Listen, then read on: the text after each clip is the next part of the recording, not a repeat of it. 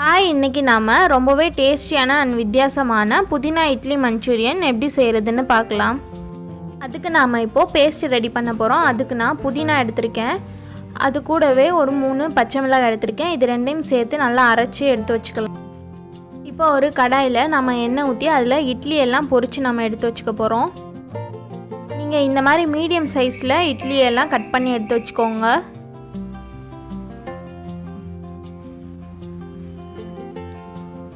அதை அப்பப்போ திருப்பி விடுங்க, அப்போ தான் எல்லா பக்கமும் நல்லா பொரிஞ்சு வரும். இப்போ பாருங்கள், நல்லா பொரிஞ்சு வந்துருச்சு ப்ரௌன் கலரில். இப்போ இதெல்லாத்தையும் நம்ம எடுத்துடலாம்.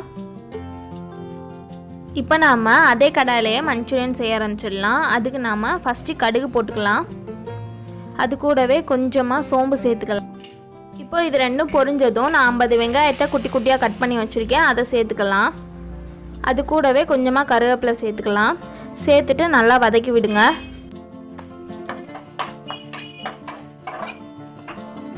இப்போ இது கூட நான் 1 ஸ்பூன் இஞ்சி பூண்டு பேஸ்ட்டு சேர்த்துக்கிறேன்.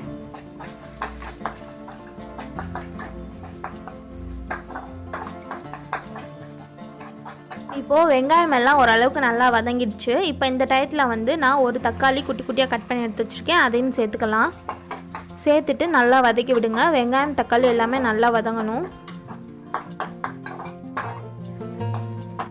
இப்போ நாம் தேவையான அளவு உப்பு சேர்த்துக்கலாம்.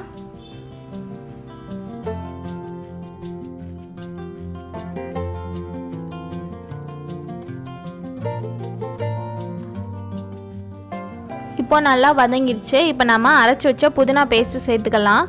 4 ஸ்பூன் சேர்த்துக்கோங்க. சேர்த்துட்டு நல்லா மிக்ஸ் பண்ணி விடுங்க.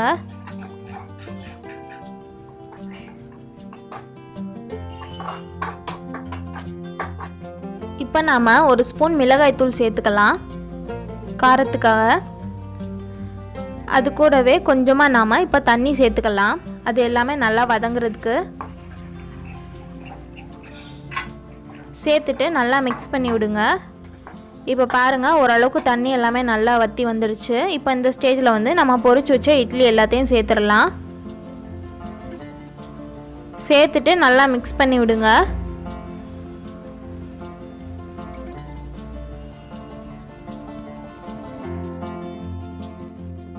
பாருங்கள், அந்த மசாலா எல்லாமே இட்லி மேலே நல்லா கோட்டாயிடுச்சு.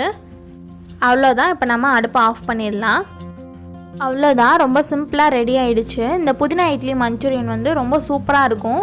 நம்ம இட்லியை பொரிச்சு எடுத்துருக்கனால அது நல்லா மொறுமொறுன்னு கிறிஸ்பியாக இருக்கும். அதோட இந்த புதினா ஃப்ளேவரையும் நம்ம சேர்த்து வச்சு சாப்பிடும்போது அது இன்னும் டேஸ்டியாக இருக்கும்.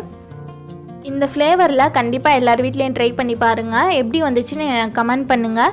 இந்த வீடியோ உங்களுக்கு பிடிச்சிருந்துச்சின்னா லைக் பண்ணுங்கள், ஷேர் பண்ணுங்கள், கமெண்ட் பண்ணுங்கள். அண்ட் நீங்கள் இன்னும் மதுரை பொண்ணு சேனலை சப்ஸ்கிரைப் பண்ணாமல் இருந்தால் மறக்காமல் சப்ஸ்கிரைப் பண்ணிக்கோங்க. அதோட பக்கத்தில் இருக்க பெல் ஐக்கானை கிளிக் பண்ணிக்கோங்க. அப்போ தான் நான் போடுற வீடியோஸ் எல்லாமே உங்களுக்கு தொடர்ந்து நோட்டிஃபிகேஷனில் வரும். தேங்க்யூ.